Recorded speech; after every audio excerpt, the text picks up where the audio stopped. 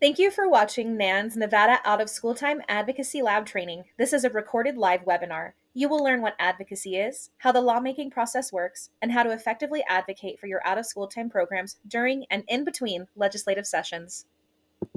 All right. So, just a little introduction to meet part of our team today. I'm Kendra Gibson, the network lead for the Nevada After School Network, and I also have my colleague here with me today. I'll let her go ahead and introduce herself.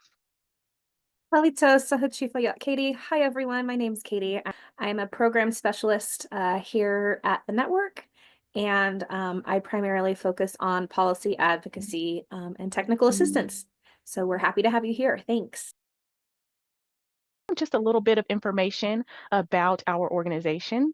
So, the Nevada After School Network, or NAN, is housed under the Nevada Institute of Children's Research and Policy, or NICRP.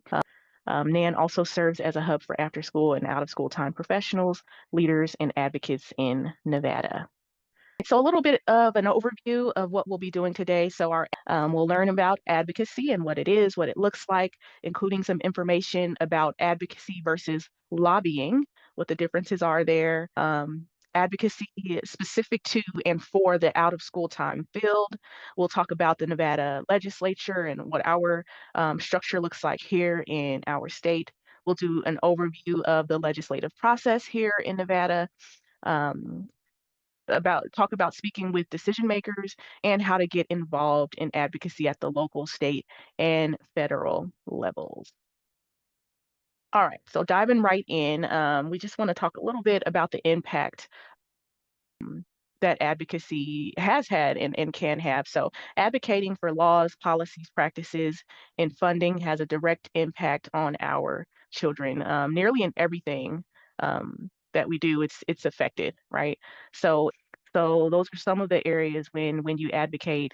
Um, that laws and policies are impacted.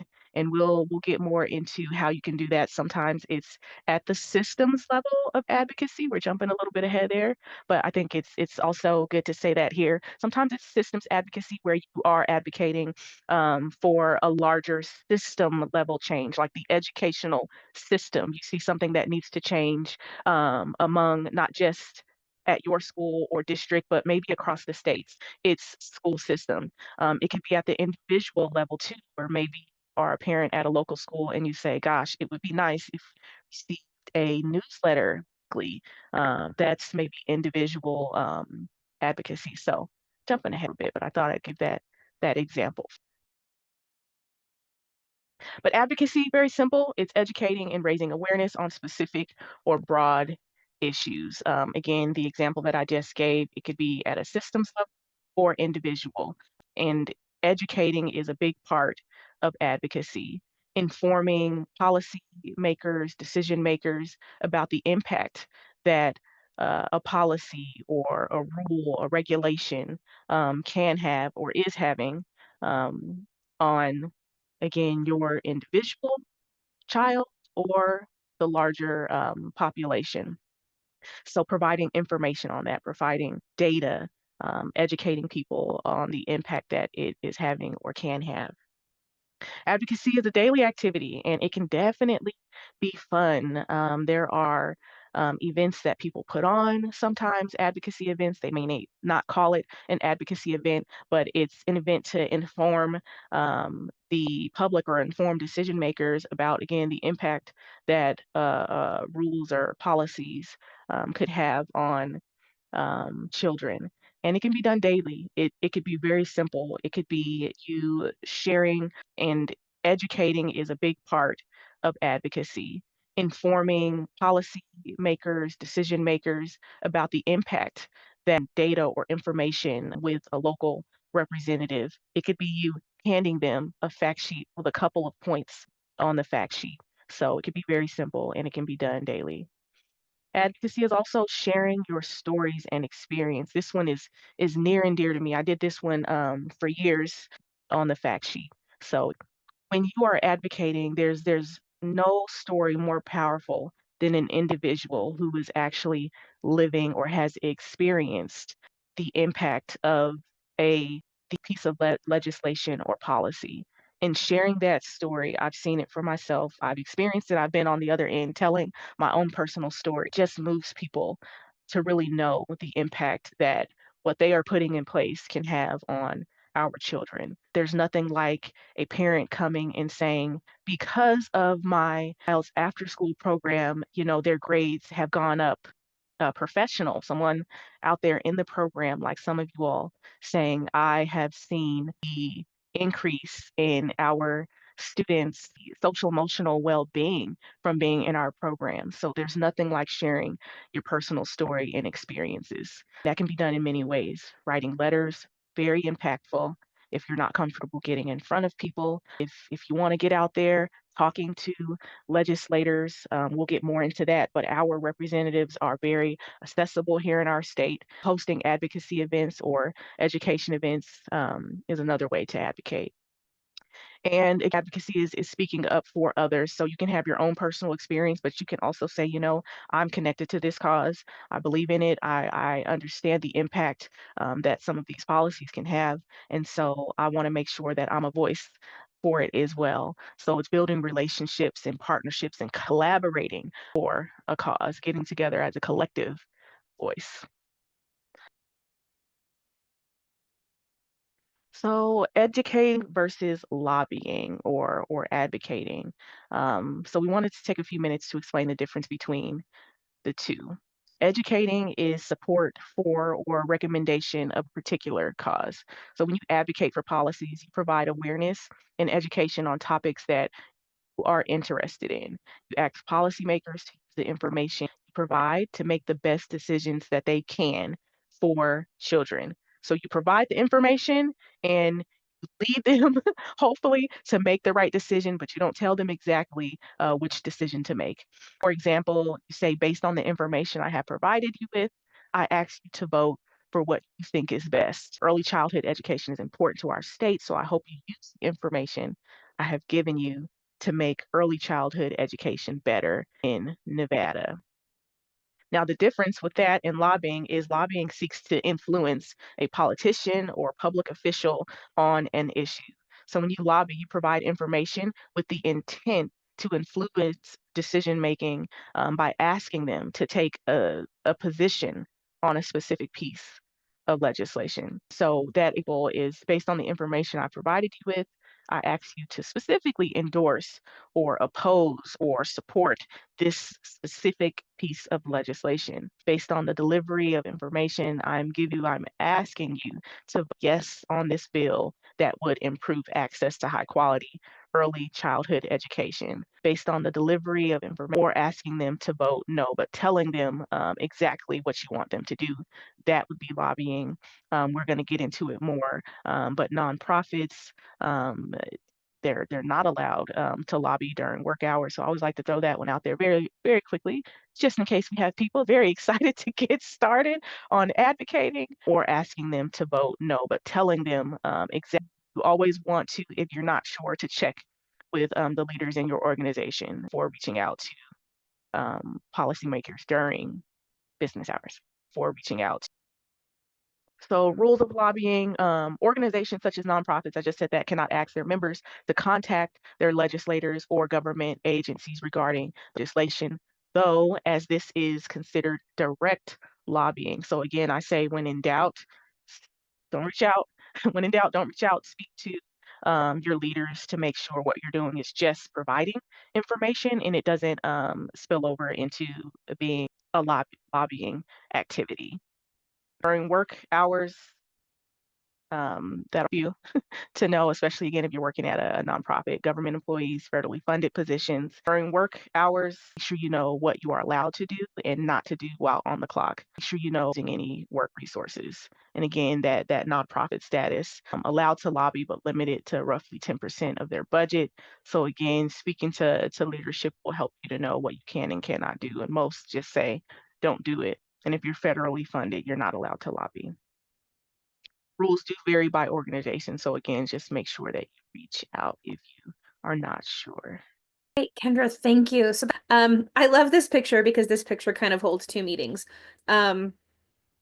One is the legislative process. When something is presented to the legislature, it doesn't always end up that way. We know a lot of things change when bills are just drafts. We know a lot of things are added, taken out.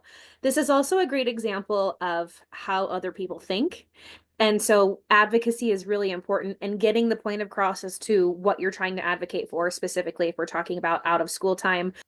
Are we looking for funding? Are we looking for support? Or what are those specific asks you have? Because every single person is going to interpret that differently, which means that the bills are going to turn out differently. We know bureaucracy can be a little bit of a cumbersome thing.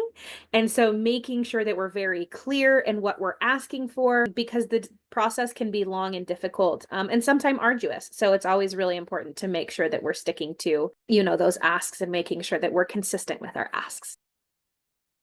So I'm going to give you an overview on Nevada's legislature, in case you don't already know. So the legislature is a 120-day session every 2 years, usually on the odd year. They have interim committees and studies in between sessions. But the most important thing to remember is that we have a citizen legislature, which means most of our legislators have regular jobs in the off season. That's not the case for every state. We're really unique in that when they are convening, that's the only time that they're really paid to be a state legislator. The rest of the time, they're living in their communities that they're representing and working in their respective businesses or organizations. So in thinking of that, it's important to understand there's a limited amount of time to conduct business. And that can pose as an obstacle because they're only together for 120 days. And so while the legislative sessions are incredibly important, it's also really important to make sure that you're doing the work outside of the legislative session, especially when they're home in your communities. Because if they're the folks representing you, you want them to see the work that you're doing in your space. And knowing the political climate is also really important based on how you create those asks and conversations. So an example of the current political climate, so that's 2024, 2025. We have in the Senate 21 seats total, 13 Democratic and 8 Republican seats, 13 women, 8 men. And in the Assembly, there are 42 seats with a total of 27 Democrat, 15 Republican, with 26 women and 16 men. And we do have a Republican governor. At the end of the day, it really doesn't matter what party they're a part of because, you're advocating for those things, but sometimes it might help how you shift the language that you're using in advocating for your causes. This is a sample of the 2025 120-day calendar. So it's really important to know that if something starts in the House, it has to pass through the Senate and vice versa. So when the session begins, they get to introduce their BDRs, which stands for Bill Draft Requests. And then there's a committee passage of the first House or committee passage. And then you've got the second House and the second House passage. So if one starts in the other and it passes, it has to go through the next House to pass. And all bills generally are effective October 1 unless it's stated otherwise within the bill language. So I feel like I gave you a really simple overview of how that process works, but this is actually an example of how the process works. So if you look, you can see if it starts in the Senate, it goes through its first reading, it has a committee vote, second reading, third reading, and then if it passes, it switches, and then it goes through the Assembly.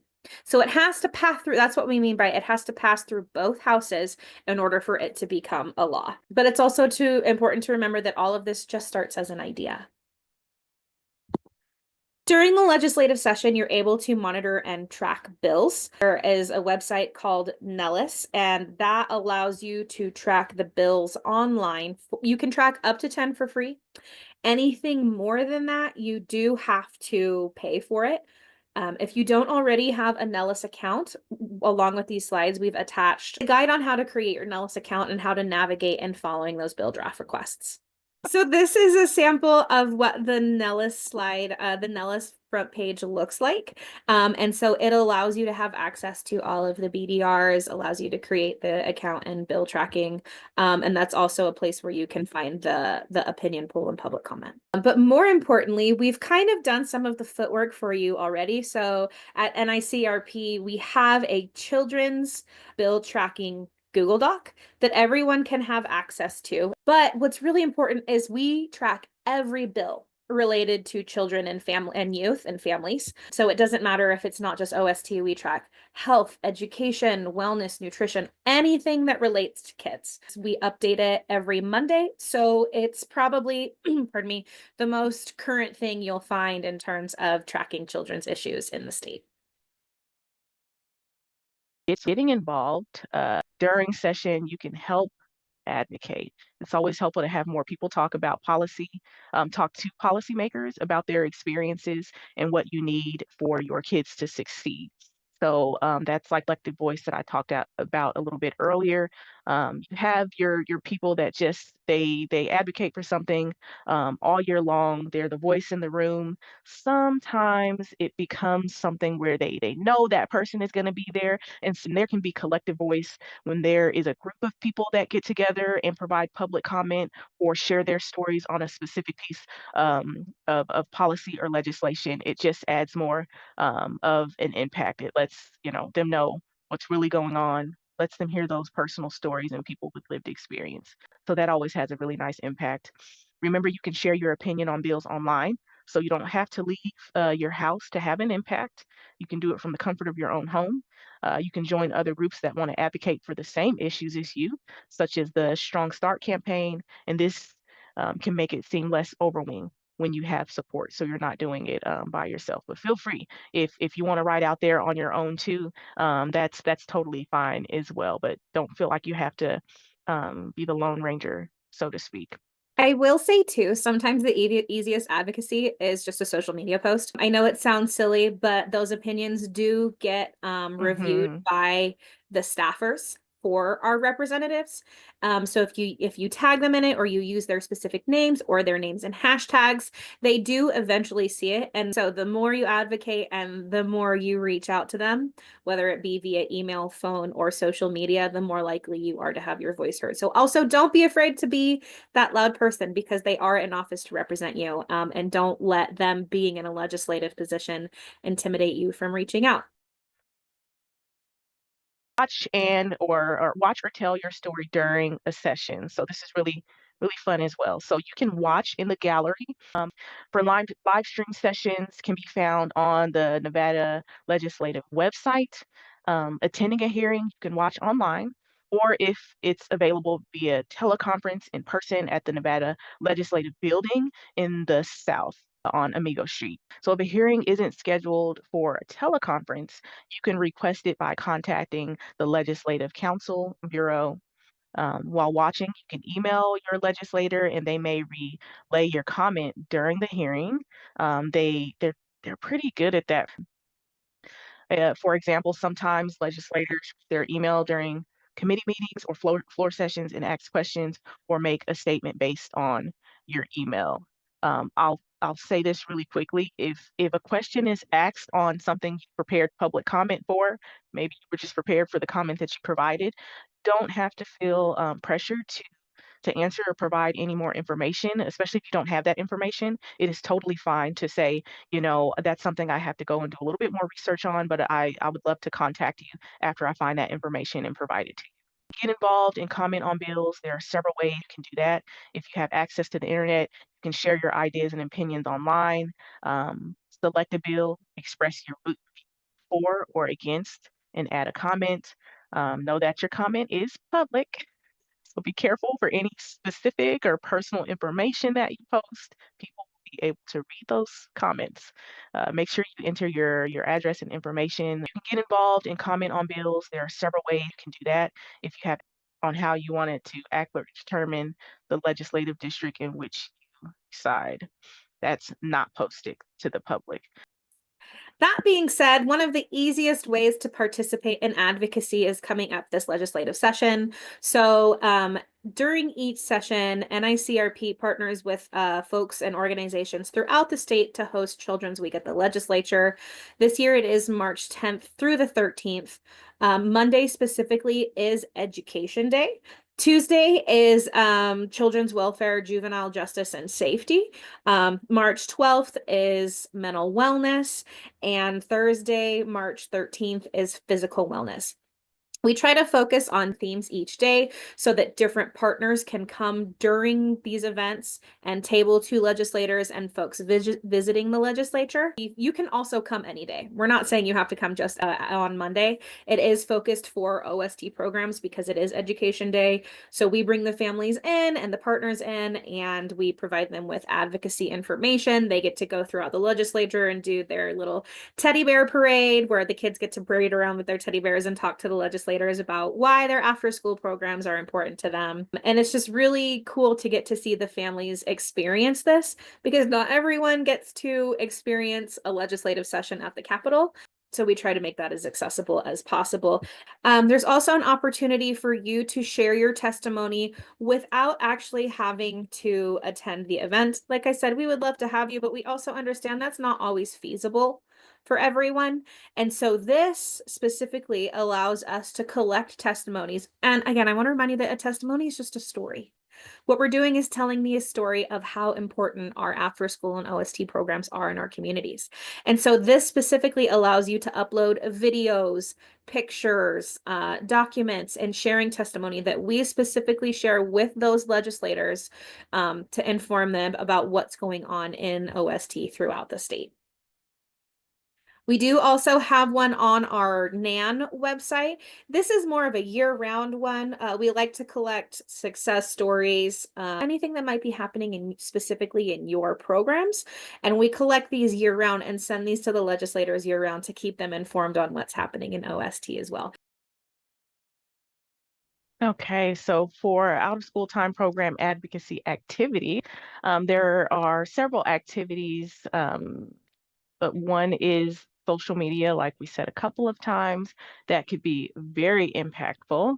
But there are a couple of other activities that you can engage in. One that I really like is hosting a site visit. Again, our representatives are accessible.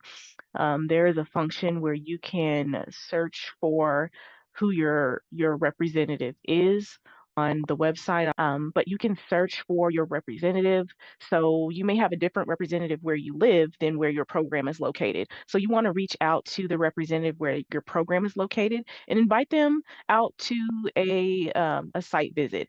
And maybe they come during a time where there's a fun literacy program happening or STEM program, or you just want them to see for the day what it looks like for time the children come into the building, how you guys greet them and what it looks like, and you take them around to kind of each station to let them see what programming looks like and the impact that it's having. Participating in a town hall meeting can be impactful as well. Oh, the same thing with a site visit. It can be virtual. If you want to host a virtual visit, and again, it could still be just as impactful, providing them with that information that they need to know what's going on in your program and the impact that it's having. Participate in Lights On After School and the After School for All Challenge. So Lights On After School, some of you may have just participated in that in October. That's a national campaign that the After School Alliance has been doing, I believe, since 2002. Nationally, and programs celebrate keeping the lights on after school in various ways. And that's a great opportunity when there's a large campaign like that to do something in your program. Programs have done social media campaigns. They have posed in the light bulb pose with all the youth in their program and the program leaders and posted that on their social media. They have colored the light bulbs. um, they have hosted events after school, all sorts of things. I believe there were some trunk or treats last year. So there's tons of ways that you can do that. And the After School for All Challenge, that one returned in person. Go to Washington, D.C., and you visit your federal representatives to let them know about the impact of after school programs. So we actually had the opportunity to participate in that last year. So it was myself and our executive director and some of our ambassadors. And that's exactly what you all are. You're ambassadors for after school. So if you can't do that one in person, that is another one where you can participate in the After School for All Challenge online as well. And then you can connect with the Nevada After School Network and engage in our different advocacy events that we host as well. We do Step Up for Kids, City Hall Day, and then Reach for the Stars. The Nevada After School Network has the Nevada Flight Crew Program, and that has been an event that we did the last 2 years, where we invite representatives to hear about the importance of STEM in after school programs and diversity in STEM and how after school programs have an impact on that. And the thing I love about that one in particular is that the youth are there telling their story and talking about the impact that after school and out of school time has had on their STEM journey and STEM identity. So that one has been really fun as well. So you can always connect with us or another organization that's putting on an advocacy event and be a part of that. So if you don't know, the Nevada After School Network does have a policy and advocacy work group where we get together and we discuss the issues that are at hand, the current events and topics. We advocate for out of school time programs at all levels. We identify people that can be potential or who are out of school time champions. Those are representatives who maybe they sit on an education committee in our state, or they have talked about championing youth programs. You can develop policy briefs and language drafts for decision makers. You can provide insight on the needs of out of school time programs. Again, when you have people working in multiple programs across our state, in urban areas, in rural areas, in areas where maybe girls are underrepresented or underserved, giving a voice to that, telling decision makers what it looks like in the area that you're in and the impact that it has. So to get insight from different individuals. And then you can plan and participate in the out of school time policy events that we have as well. You'll be up to date because we talk about those and plan them in those work group meetings. So if that's something you're interested in, you can send us an email. Please email us with the subject line policy work and let us know that you like to attend a meeting to listen in. Love to have you. We're going to do an activity on crafting your message. And so what we're really looking to focus on is to walk you through the process of how to create and ask for your legislators. So when crafting your message, it's really important to consider these 5 things. The very first is what is your goal?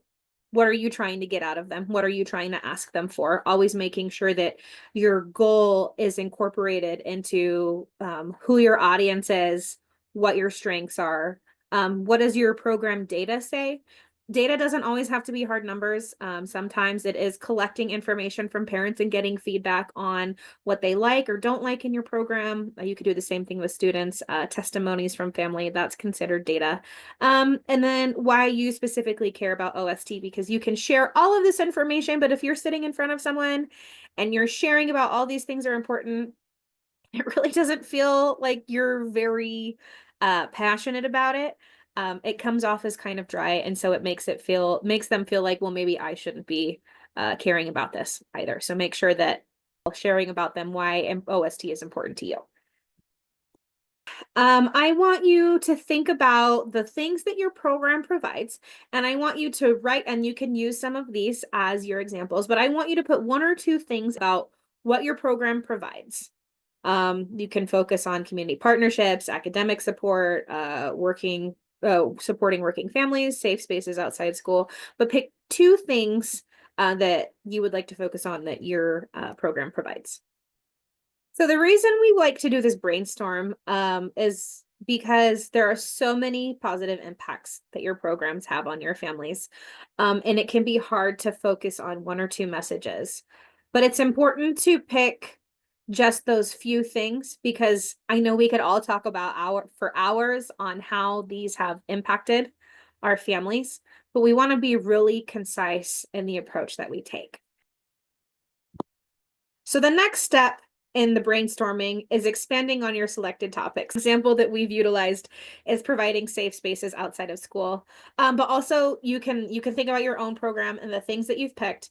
So pick one of those topics, and then you're going to expand on these 3, or you're going to give at least 3 topics on how that specific topic has impacted your families. How does your program address the needs of your students, families, and communities? These can be success stories, personal experiences from your program, data, which can be statewide, local, or national, and supporting statements. So when you're looking at that, really think about what are the things that you're familiar with in your program that help provide those safe spaces for students. The examples here are kids need a safe and supportive place to go when not in school. Youth are more likely to engage in risky behaviors or be involved in criminal activity between the hours of 3 and 6 p.m. So that's national data. Um, Pardon me, OST offers youth productive ways to engage with the community instead of getting in trouble. So maybe you share an anecdotal about some of those kids who may have come in with some problems, but in your program, they now feel safe and secure in sharing the things that they're going through. And then you follow up with some data. In our program, we've seen behavioral referrals decrease by X% or by 20 students. And so also showing maybe if you have a partnership with the school or another regional organization, our partners at I live in Fallon. So we'll say the Churchill County School District have shared that they have seen a decrease in behavioral reports for their students that are going to our after school programs.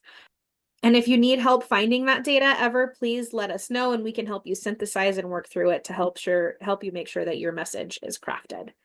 And Katie, I would add too, if we go back to that slide really quickly, this is also the piece where it could be really to gather those personal stories. So if you have parents that could speak to that and share a little write-up, or if you have youth even that say, I'm safe here, I wouldn't mind. A lot of love youth. I love when they come and they share. It's always such an impact when youth voice is in the room. But some of them don't mind coming and saying, yes, this is the direction it's headed, and this is where I am right now because I have a safe space to go after school. So this is where you can collect those stories and even get youth and families involved to participate in advocating and sharing their experiences. And then finally, you make your ask. So here are 4 different samples of asks you can make. You can associate them with the reasons that you gave, right? So it increases youth safety. So we really need funding for XYZ to ensure their student safety. Or you can go on those topics of things that you're needing. Embrace OST and in educational planning and policies. It doesn't always have to be funding. I know that's the goal, but they don't always have the ability to advocate for funding in the way that you're needing. So being really creative in what your asks for, asking them about STEM and education related committees and initiatives, include their representation after school and other informal learning programs, right? So STEM is huge right now in the country. And so making that connection between OST and STEM can be that next step for your program. Equip OST program leaders with professional development to increase program quality. Again, they can't always give program funding directly to your program, but perhaps they can provide in-kind resources for training for your staff. Training and resources that are available to classroom teachers should also be accessible to after-school program providers, right? Making sure that it's synonymous across the board. Increase funding for OST programs in science, technology, engineering, and math. Right. So being more specific of like, yeah, we could really use funding for the whole program, but what we really need are more robotics programs, right? If you can give them a more specific initiative, it's a lot easier to advocate for that than, well, we really need money, right? Because everyone is asking for that. So if you can make it more specific on the actual things that your programs are needing, it makes it a little bit easier to tack onto a bill or to advocate for. And last but not least, visit a OST program. Maybe your ask is to just have them come to your space.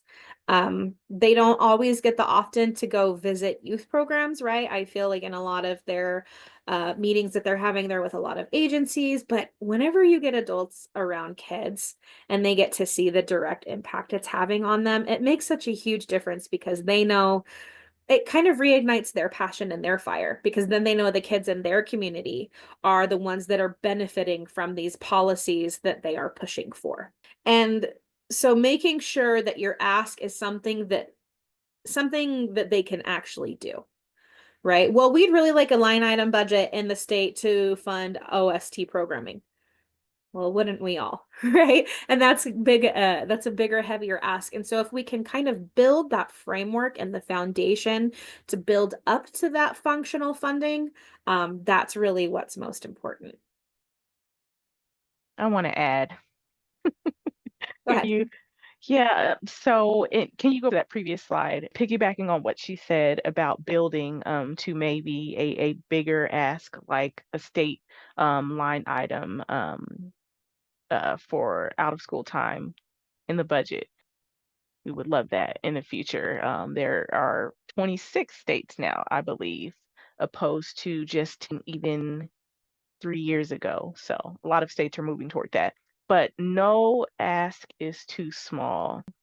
And I say do your homework, do your research to look at the areas that can have an impact. I think that's what is very impactful for advocacy. Sometimes that takes maybe 5, 10, 15, 20 years.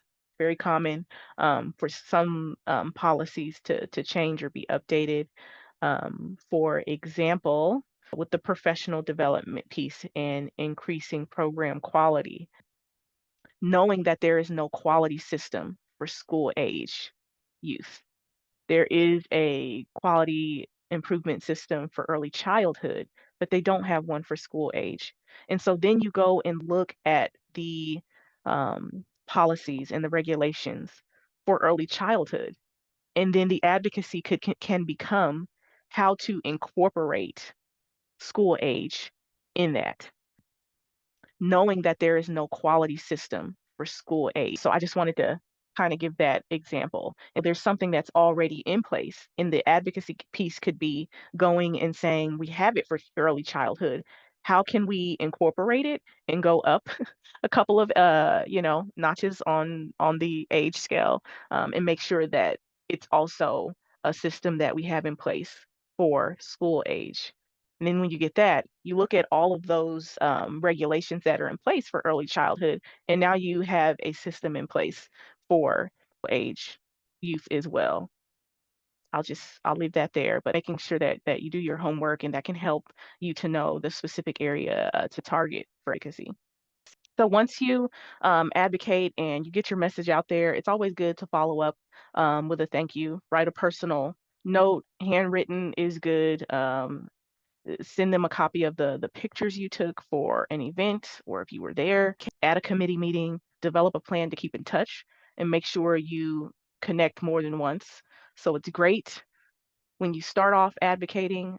Sometimes people will be there one time and then they go away. You have to advocate the entire way, constantly talk about the language and regulations. Make sure you're there, you're advocating the entire time. While a bill is drafted, once it goes into policy, once it's a part of legislation, you can still advocate. Advocacy never stops.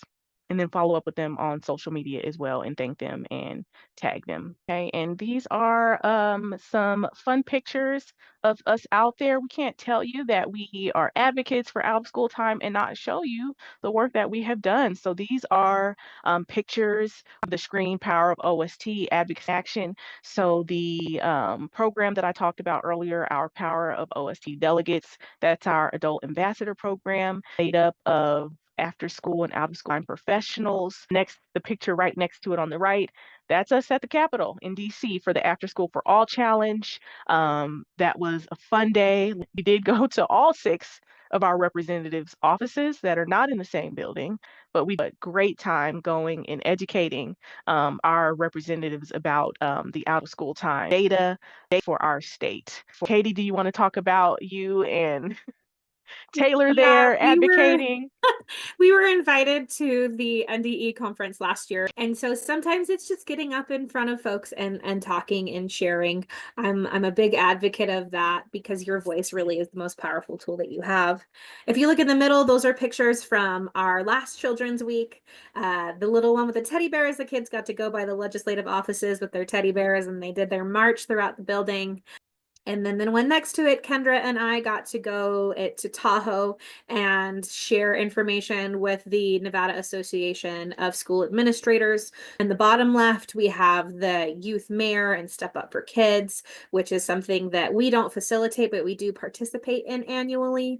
So we're making sure that the community is, we're just out and about and not necessarily just at our own events. And then the bottom two and the right are with our students during our Moonshot Flight Crew students, with some of their mentors during the Reach for the Stars. And so it doesn't have to be any one thing. Sometimes it is just sharing a picture, sharing a story. And we encourage you all to make sure you take pictures, share them, but also just keep them for yourselves to remind yourselves of all the successes that you guys are having. Because it can be hard when we get down into the nitty gritty and we're fighting for these things. It can be hard to remember why we're doing them. So just a few other resources at our NAN advocacy website. We have our policy briefs and our brand new 2024 fact sheets. So we have them for Clark, Washoe, and the rules along with a statewide. So this is information collected from our statewide program survey, and you can use this information as data when you're advocating. We also have our policy brief. We have an advocacy guide toolkit that we've created. You can also find that in the guides and tools section and share stories with us about what's happening in your programs and communities and what you'd like to see different. And I am excited to share that America After 3 p.m. data will be updated this fall, 2025. This data is from 2022. It is a national, it was the Healthy Survey or the Healthy Future Survey. And it was information about what America looks like after 3 p.m., really advocating for the importance of after school programs. They have it on a national and a statewide level. They will be updating that this year, so you will have some new data to be able to utilize and advocate with.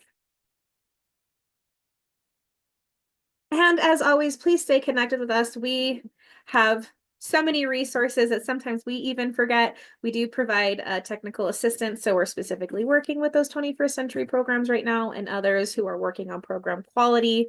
If you ever have any questions or you're looking for something specific, we not only have NAN, but like we shared in the beginning, we are a part of the Nevada Institute for Children's Research and Policy, where we are also housed with the Nevada Childhood Lead Poisoning Prevention, Prevent Child Abuse Nevada, and our partners with the Nevada Minority Health Equity Coalition. So we have so many resources, and if we don't know someone, probably partners in our other programs do.